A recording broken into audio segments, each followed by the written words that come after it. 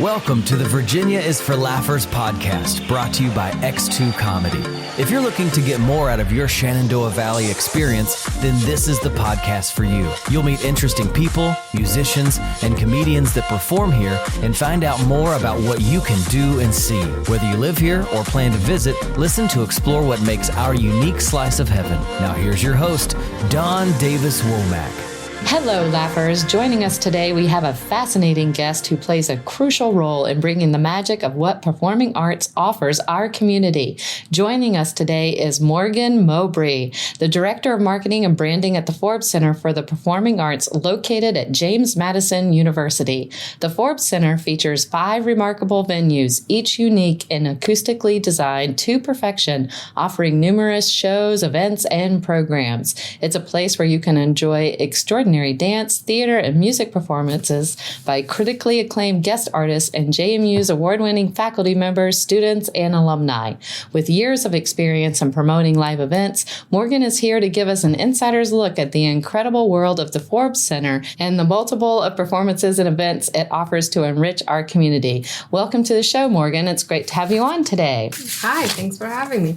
This is so exciting. I'm glad to be here with you. The last time we had you on our podcast, you were with Massanutten Resort, but now you are excited to share with the community. You have a new position here at James Madison University and a very exciting job, in my opinion.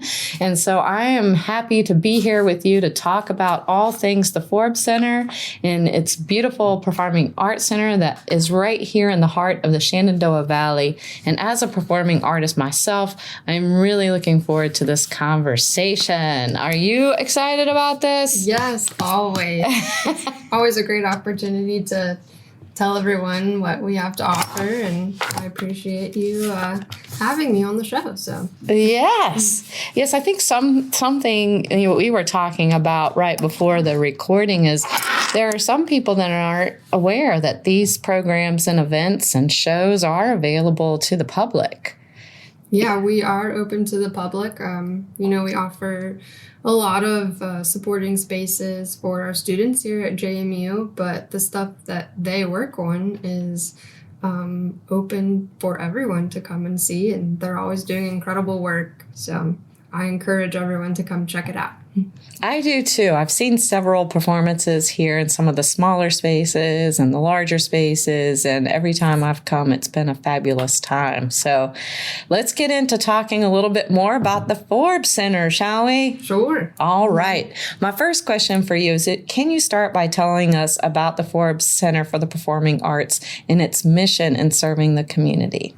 Of course. So our mission in serving the community is to provide an opportunity for people to come see performances from guest artists from around the world without even leaving the valley. And then we also are here to partner with others in our local community to provide better access to the arts for everyone of all ages. And so we have a lot of things that help us to do that, including our wonderful faculty and staff here at the Forbes Center and at JMU, and our students, of course.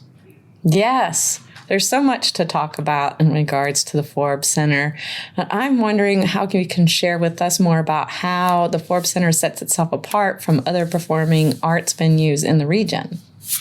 Yeah, so other than inviting those performing artists that aren't from here, that provide a wide variety of viewpoints and performances that you wouldn't normally see around here, we also offer master classes with some of our encore performances for our students, which gives them a leg up with competition and giving them more experiences and the things that they're majoring in. And we also have what's called Forbes Family Fun shows. So I do think that's something that sets us apart in that, when you think of the Forbes Center, you might think of shows that are for older audiences that aren't specifically made for children, but Forbes Family Fun shows are in fact designed for children and families. So we have a few of those happening in our masterpiece season right now, and we try to always provide that every season so we can get more families into the doors. Hey, laughers, Tisha here. You know what goes great with this podcast? PrePOPsterous Gourmet Popcorn. We're so excited to sponsor this podcast, highlighting some of the most wonderful people in the Shenandoah Valley.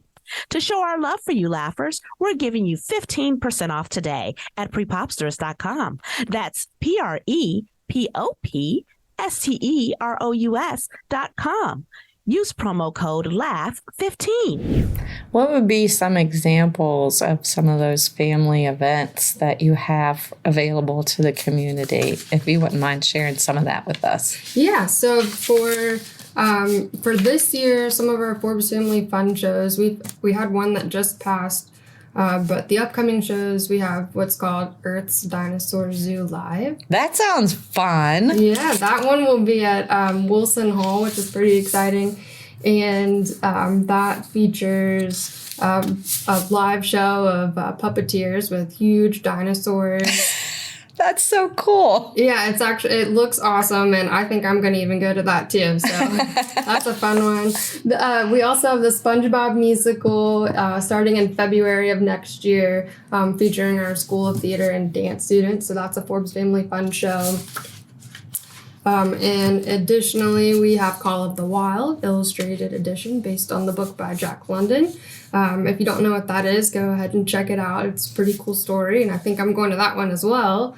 And we have what's called Movie Musical Magic next March, and that one is pretty neat because it features a sensory-friendly performance.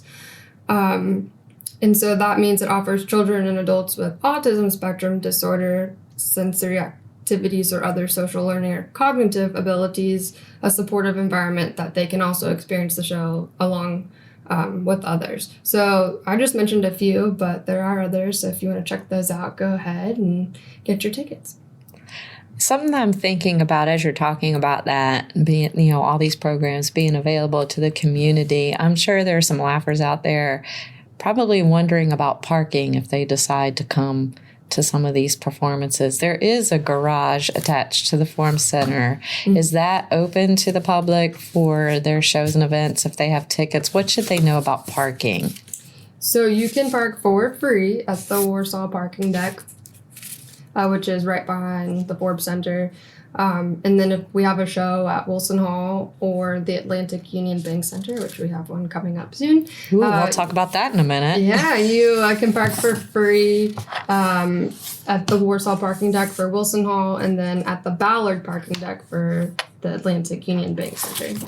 Okay, so since you got my curiosity piqued now, what is the big event happening at the Atlantic Bank Union, which is for laughers who may not be familiar with James Madison University in Harrisonburg, Virginia. The Atlantic Bank Union is the big basketball arena that was relatively new, mm-hmm. and they hold the graduations in that space now and other events. So for the Forbes Center, what is going to be happening in the Atlantic Bank Union?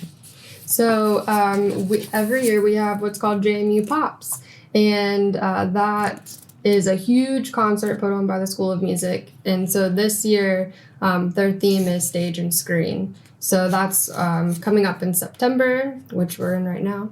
And it features the Marching Royal Dukes. So they have over 500 band members. So if that gives you a sense of how big this thing is, they bring you uplifting and unforgettable performances from a lot of things that you're already familiar with. So I encourage you to check that out as well. Okay. And what date is that? September 29th. Okay. We'll see if we can get this one out by then. So if by chance this podcast does not drop before September 29th, do they do other events in the Atlantic Bank Union? I think that's the only one. Could you highlight some of the key performances or events that the Forbes Center has hosted in recent years? Sure. So recently we had a few cool performances that are notable. We had what's called Who's Live Anyway. Great show. Oh, you went. That's awesome. So that was last September and featured some of the actors from Whose Line Is It Anyway? Yes. So that one was a sellout. We also had, we invited the Lviv National Philharmonic Orchestra of Ukraine. So that timing was pretty impeccable. And, you know, that one sold out as well. And I wasn't here to see it, but I'm still hearing about it. So that gives you an idea. And then we also had the Waylon Jennies, which I'm also still hearing about. So they're a three female performance that travels the world that sold out as well. So we're always having something new for, you know, people that want more of a musical feel for what they want to see live. Or we have one of our recent musicals put on by the School of Theater and Dance was Chicago. So wow, everyone knows Chicago. And then we also they did Rent recently too. I saw that. So we've had a lot of exciting things going on, and that's our goal, is to bring you exciting performances that you can remember. Yeah, I love that. That's amazing. How do you feel the Forbes Center engages with and supports the local artists and performers? Yeah, I think we do that in a lot of different ways. But what's neat about the Forbes Center is it's so interconnected with what our students at JMU are doing. And with that comes partnerships in the Valley as well. So one of those partnerships is called Any Given Child. So I know. Oh yeah, J.R. Snow. You all, most people are familiar with that. Yeah. And they partner with the Rockingham County Schools to bring students here to see some of our matinee shows from the Forbes Family Fun shows I mentioned. And that goal is to, you know, bring those students equitable access to the arts, and that partnership helps with that. So that's just one example. But we also partner with the Arts Council of the Valley. Right. And so we have one of our recent faculty members has an exhibition there right now. And that's another example of how I think partnerships are important. Mm-hmm. So our reach extends well beyond campus, and we're always looking for more of those to happen. So yes, absolutely. I was just looking here at the podcast list because I know that we've had J.R. Snow on here before on the podcast, and I was just checking out what number he was so that the Laughers could go back and listen to that, because there is so many opportunities for the youth in our community to get involved in the arts, and J.R. Snow is a really great connection for that. He is actually episode 47. Oh.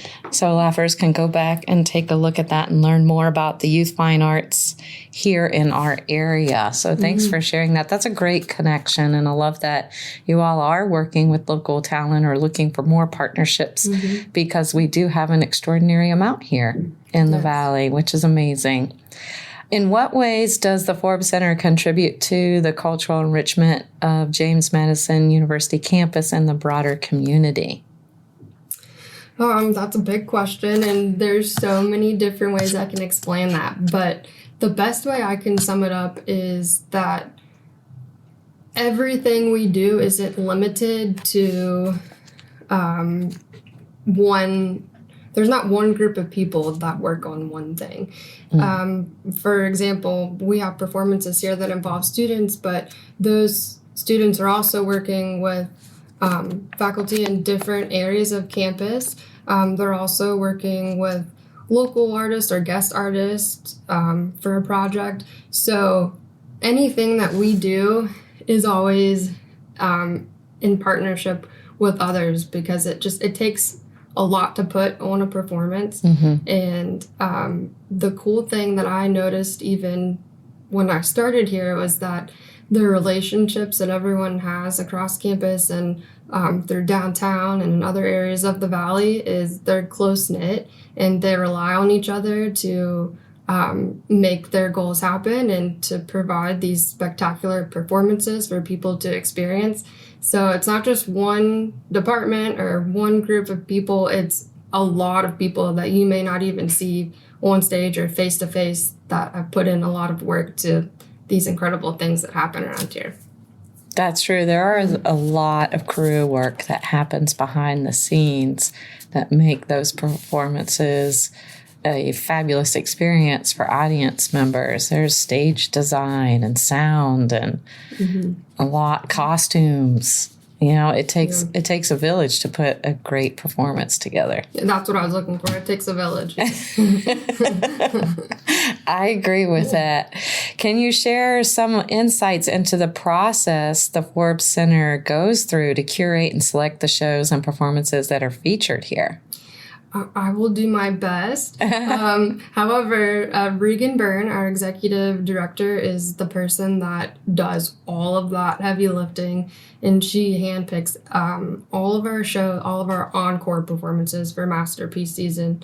I don't know her specific process. I know it takes a long time and a lot of back and forth communication, but every year she has a lineup of things in her head that she thinks would bring the Valley and those who visit us something to enjoy. And she also works alongside the School of Music and the School of Theater and Dance in choosing those shows as well.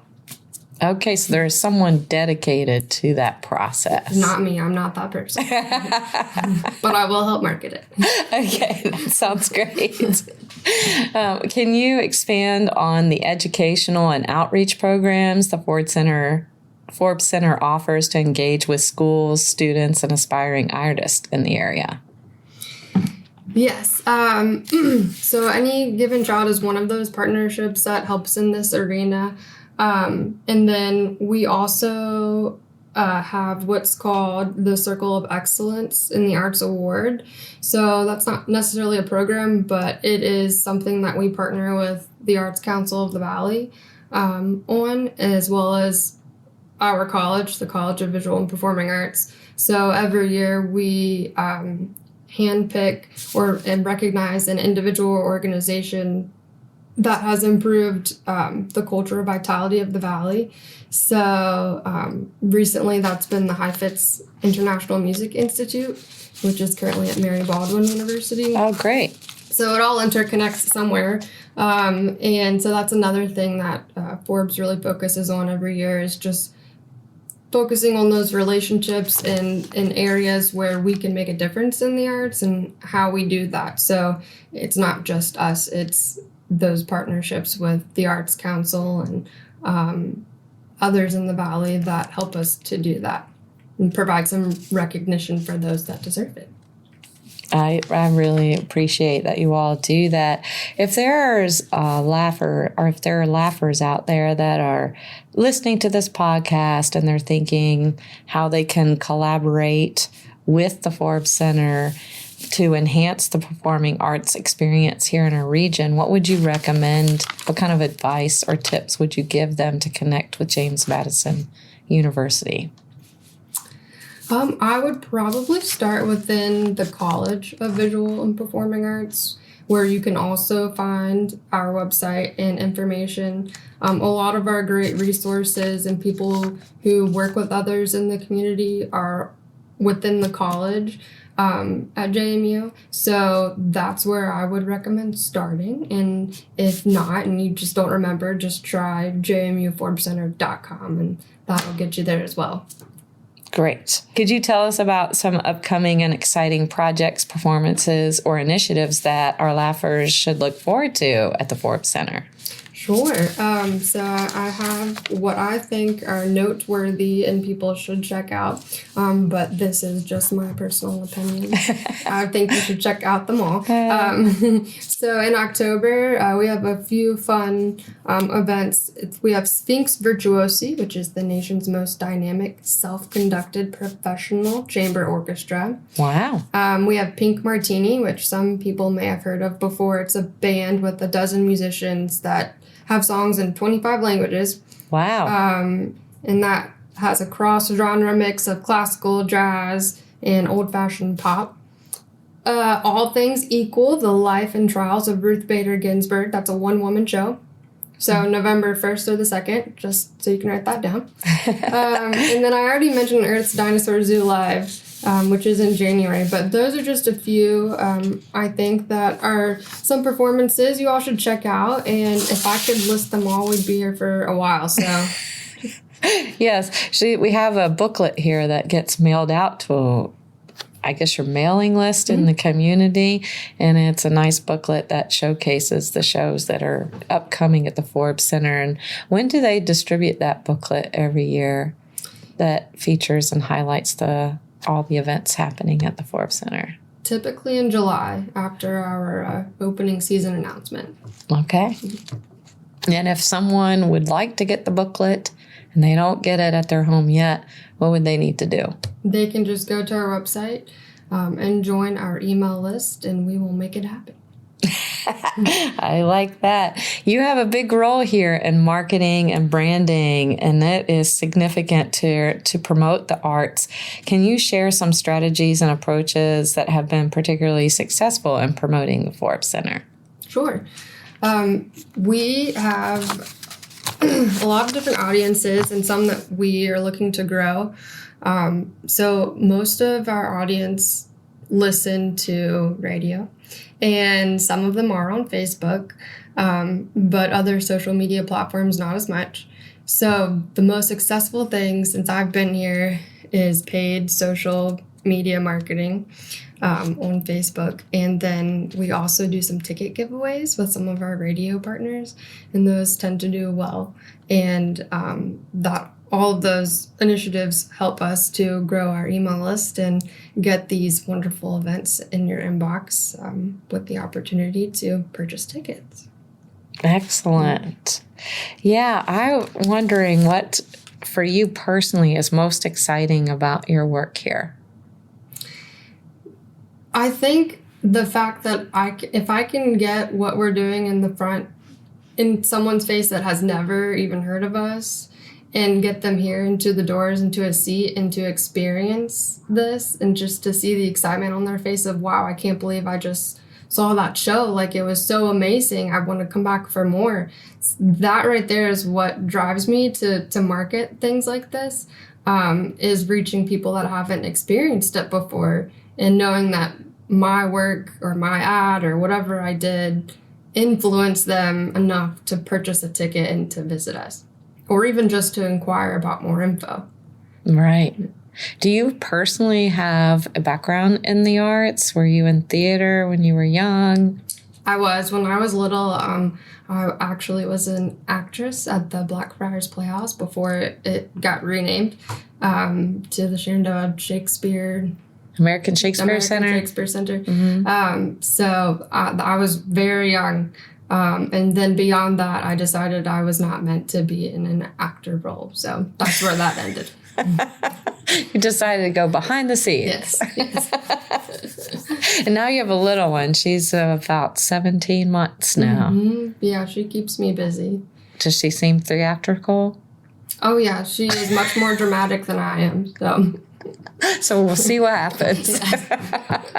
And what's her first name? Aubrey. Mm-hmm. Yeah, those little ones, you kind of know early on sometimes, don't you? That the youth just, if they are theatrical, it kind of pops out. The sass level is there every day. And then there are late bloomers, too. So, yeah. It will be exciting to follow her and see what happens. Mm-hmm. What do you think is the most challenging part of the work that you do? Time.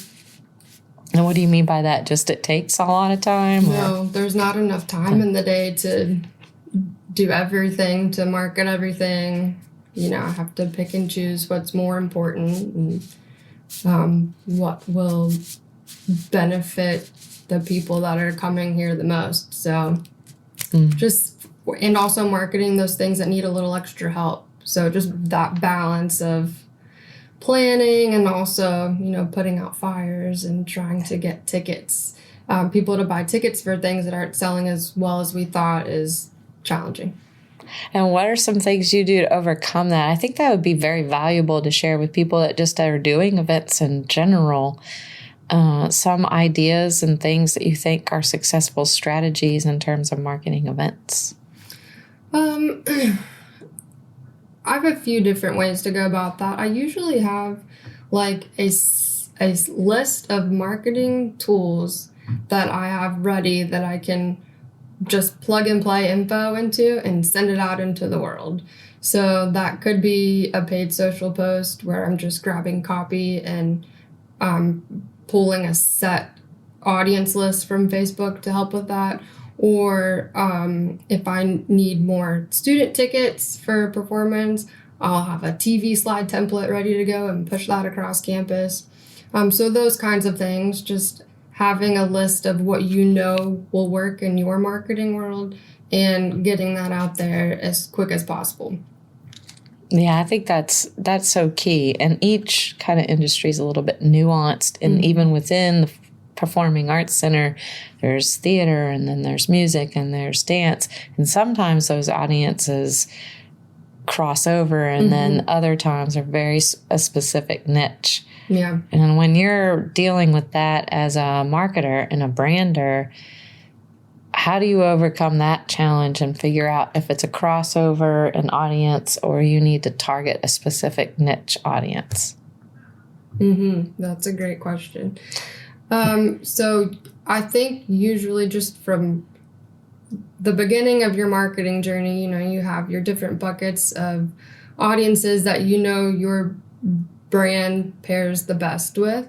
And you start from there. And if that doesn't work, you switch up your marketing campaign because you've always got to be watching it constantly every single day to see what you can do differently. If that's not working, then that's when you start the crossover and trying to maybe widen your age gap or interests or even a different channel of marketing. Like if social media marketing isn't your cup of tea for what you're trying to accomplish, then go somewhere else. Go to digital ads, try radio. I know people forget about radio, but it's still beneficial, even if it's just for your brand and not selling a specific number of tickets. You got to start somewhere and see what works, and more importantly, what doesn't. I think the key lesson here is to keep trying. Yeah. That's what I'm hearing. Sometimes marketing is a very specific plan, and sometimes it's just throwing things out there to see what works the best and then remembering that and putting it in your back pocket for next time. Okay. Yeah, this is a great facility to market with fabulous programs that are available to our community. So for those interested in experiencing the Forbes Center and the performing arts here, how can they find out information about the upcoming events and shows, and how can they get involved if they want to on a deeper level and support your mission? Yeah, they can. The easiest way is to visit our website, jmuforbescenter.com, or you can visit us in person. And go to the box office if you have questions, or you can give us a call. It is 540-568-7000, so pretty easy to remember. Is there opportunities here before we close out, if someone wanted to be a volunteer usher or volunteer in the box office, or somehow come to you and say, I want to volunteer, but I don't know where. Can you put me somewhere?